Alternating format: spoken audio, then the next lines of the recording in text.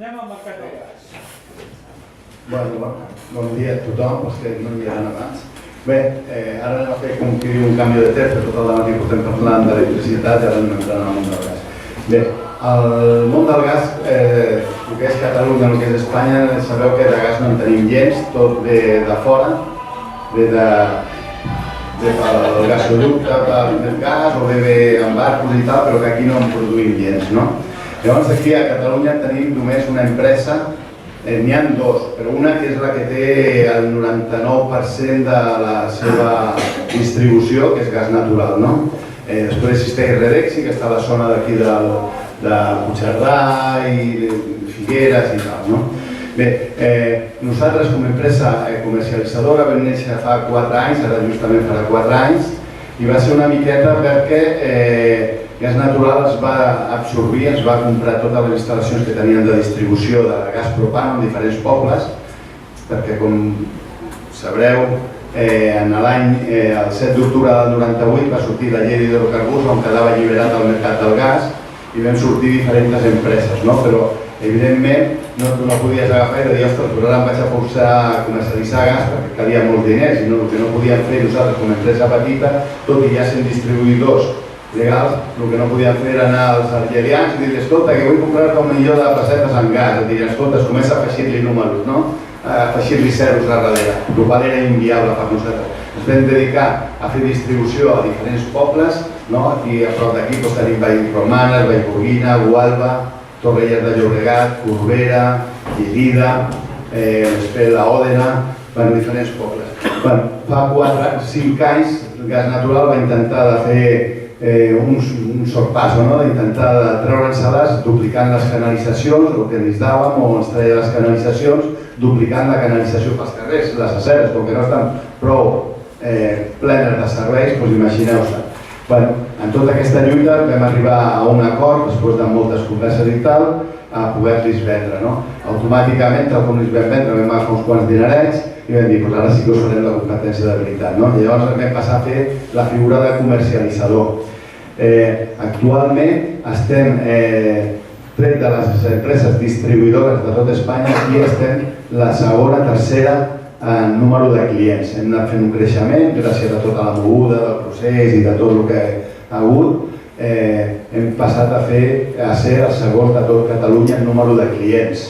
Estem al 7è o 8è en consum, però el segon, tercer per número de clients. Crec que actualment podríem assegurar que estem als segons, perquè els estudis que hi ha publicats de la CNMC són d'ara del mes de juny, o sigui, ho han publicat al juny, però estudis de 31 de desembre del 2017.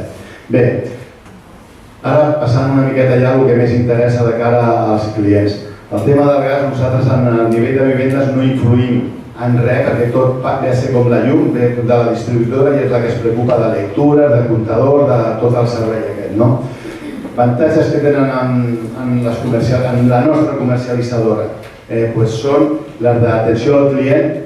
No n'hi ha un call center que surti allà a Casablanca o a Bolívia, on el primer que li diran és escolti, vostè parli'm en català, perquè si no, o sigui, parli'm en espanyol que no l'entenc, és el primer.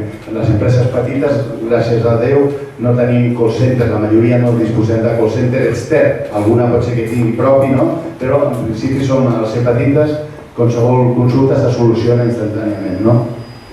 Anant a avantatges que tenen els usuaris. El preu, el preu la veritat és que ningú se'n podrà anar de creuer i de vacances en el que s'estalvia en les tarifes que existeixen. Són en una vivenda normal, tipus d'aquí de Sabadell, poden tenir un estalvi de 8 o 10 euros a l'any. O sigui, jo crec que l'objectiu de fer un canvi de companyia crec que no és el tema econòmic, no és el tema preu, perquè no existeix diferències a nivell particulars. El mateix podríem dir en l'electricitat, aquí n'hi ha una miqueta més de diferència perquè és molt més cara, llavors n'hi ha una miqueta més de diferència, però si l'objectiu té que ser a l'estalvi, doncs potser sí que no val la pena perdre temps en què vostès canvin de companyia. Jo crec que és més l'objectiu de dir, anem a fer empreses de proximitat, anem a fer que tinguem un millor servei d'atenció i aquest és el motiu. Avantatges, consells que nosaltres daríem. les companyies estan fent, les distribuïdores, sobretot les grosses, quasi fan uns descomptes per obligant a fer uns serveis addicionals, com són els manteniments i coses d'aquestes. Nosaltres recomanem no fer els manteniments en les companyies distribuïdores en gas.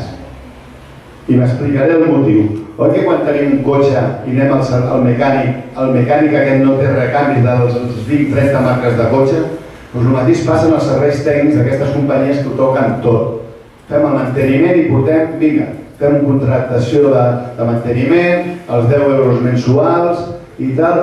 Bueno, hasta aquí molt bé. Nosaltres tenim també el servei de manteniment, però en canvi recomanem no fer-lo amb nosaltres. Per què?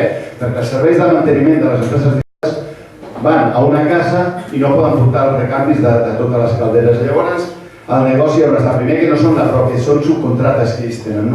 L'objectiu que és canviar calderes, és on està el gran negoci, anem a canviar calderes. Llavors arriben a una casa i diuen, escolti, aquesta reparació, aquesta caldera té 6 o 7 anys, sap què passa? Aquesta reparació li costarà 350-400 euros. Jo crec que el millor que faríem és canviar la caldera perquè no li garantim que d'aquí a 4 o 5 mesos tingui atraveria i costi 400 o 500 euros més. Llavors, és una possibilitat. Pot ser que el client digui, canvi-me-la, ja li ha fotut, ja li ha fet el gran negoci. Però pot ser que el client digui, no, repari-me'l, perquè jo, escolti, igual d'aquí a 2 anys me'n vaig, si m'ha durat 2 anys més, ja està. Llavors ve el greu problema, que agafa i diu, ui, sí, però ara tindré que esperar una setmana perquè el recanvi no el tinc que demanar i fins que me l'enviïn no el tindré. Llavors, què passa? Quan s'espatlla una caldera? Doncs aquí apliquem la llei de Murphy, a l'hivern, quan arriba Nadal, quan més fred fa, quan tenim els crios i no podem estar una setmana sense calefacció o sense aigua calenta, en la qual aconsegueixen l'objectiu que tenen aquestes empreses. Escolti, canviïn la caldera perquè jo no puc estar 7 dies. Què vindrà demà? Sí, canvi la caldera, vindré demà a fer-ho. Per això nosaltres som partidaris que els contractes de manteniment de les calderes es facin en la marca de la caldera, perquè com a mínim aquests tenen 4 o 5 models i quan vinguin portaran els recanvis, si no el dia següent li podran facilitar. El tema de tarifes planes. El tema de tarifa plana en el món del gas, en la llum no sé exactament si funciona igual, però en el món del gas les companyies estan oferint una tarifa plana que et diuen, bueno, vostè que vol pagar 50 euros? Doncs molt bé, 50 euros que això són 5.000 quilowatts a l'any. Molt bé, però aquests 5.000 quilowatts aniran a aquest preu i li surt aquest preu que vostè vol. Però què passa? Quan en vez de 5 gastes 8, aquests altres 3.000 quilowatts van a un preu lliure i li poden posar el que li doni la gana. Quin sentit té pagar una quota mínima de 50 euros per pagar poc si després em ve la sorpresa quan arriba el mes de fer la liquidació i em venen 400 o 500 o 300 euros? Si ho hem fet per no tenir sorpreses en el pagament, en gas, quina sorpresa? Quan hi ha factures abultades? El mes de gener i el mes de març. Home, si això ho canviem per només tenir una sorpresa quan acaba el cicle d'aquests 12 mesos de la tarifa plana, doncs hem guanyat poca cosa. Nosaltres recomanem no fer tarifes planes, perquè n'hi ha l'enredo aquest que t'apliquen la tarifa al preu que tu vols, i això no hauria de ser així. Nosaltres la fem perquè tenim que fer-la, perquè estem en el mercat i la gent n'hi ha qui sí que ho demana, però sí és cert que agafem el consum real que té aquella persona. Agafem en els estudis, anem als programes que tenim a l'SCTD, que són d'Enagas, i veiem el consum real d'aquell client. I aquell consum apliquem el preu actual del gas i el dividim per 12 mesos. I aquell preu fa que en un 5-10% de variació a dalt o a baix encertem que no tingui una sorpresa en la seva factura quan compleix el cicle. Què pot passar? Que aquest any apliquem el mateix preu, o sigui, el consum que ha tingut real aquest any passat, i com aquest any passat ha sigut un any fred, doncs ens sobri diners al final de l'any que ve. Si tenim sort que aquest hivern és més bo, o sigui, no és tan fred com aquest passat. Tots sabeu, les estadístiques diuen que el consum ha sigut un 25% en gas, ha sigut un 25% de dades reals, un 25% de mitja de consum més en cada vivenda. En la qual, al final de comptes, cadascú acaba decidint. Però nosaltres hem fet ofertes de tarifes planes, la gent hem dit, escolti, vostè li surt 75 euros. Diu, home, és que jo tenia 55. I quan ha pagat d'excés al final? Doncs sí, si fem la compta, estan sortint igual. Nosaltres apliquem aquest concepte. El tema de les permanències. Nosaltres no fem permanència. El client és lliure de vindre quan vulgui amb nosaltres i marxar-se quan vulgui. No n'hi ha cap mena de problema. Perquè nosaltres creiem que el servei que donem és bo. Aquest client pot ser perquè algun il·luminat aparegui per allà i faci una oferta d'aquelles enormes, que li regalarà no sé quin descompte. La majoria de vegades els descomptes són mentida, perquè estan dient diferent, no sé, ara tenim en electricitat la més clara, és aquesta del tic-tac, tic-tac, que surten al 324 cada cop que fan les telenotícies, no? I està dient que fa un 12,5 de descompte. Escolta, però això en la tarifa fixa, en el preu fixe, no en el variable. El fixe, si estem pagant misèria, te pot descomptar 40 cèntims en una factura, però és que el preu fixe, les empreses comercialitzadores del mercat lliure poden posar el preu fixe el que vulguin, el poden pujar. Si te'l puges, en fet de posar-te, no sé, en gas, 8,8, te poso 10, et puc fer no el 10, el 20% a millor de descompte. Nosaltres, les nostres factures van totalment netes.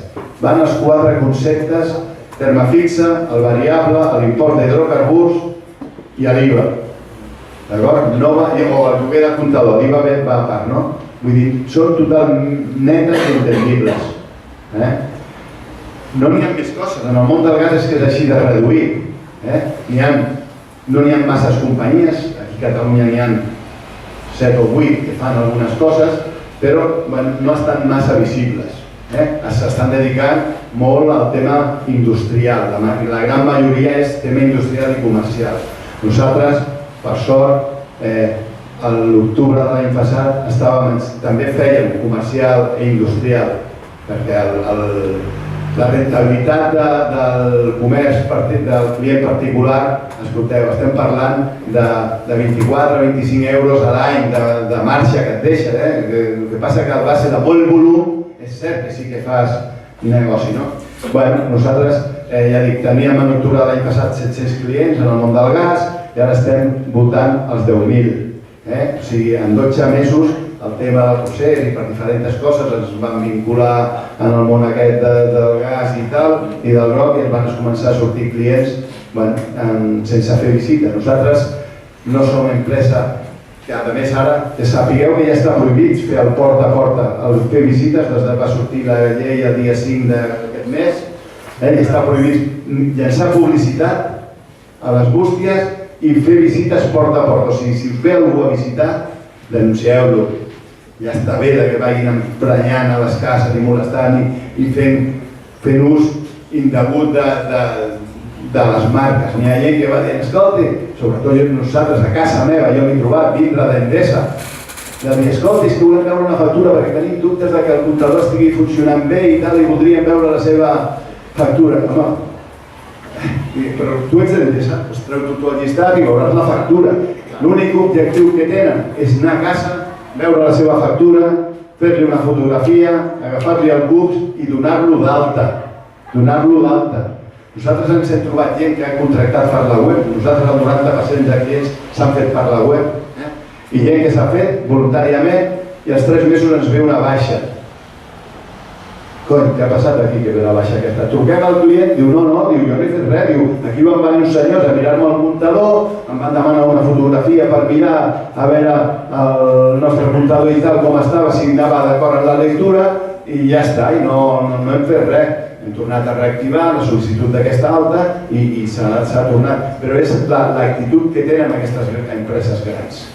O sigui, molt en compte, a casa no té per què anar-hi ningú, i ara ja dic, està prohibit fer el porta a porta. Això una llei, no sé si vosaltres ho heu vist, això ha sortit a la CNMC i està la llei feta des del dia 5, prohibit fer porta a porta, prohibit tirar publicitat a les bústies, almenys les empreses d'energia, que és el que té la competència de la CNMC. No sé si el tema dels supermercats i tal existirà. Molt bé, jo ja no us vull cansar més, ja que ja hem parlat prou de tot. Qualsevol pregunta que vostès tinguin, jo gustosament els contestaria. Moltes gràcies.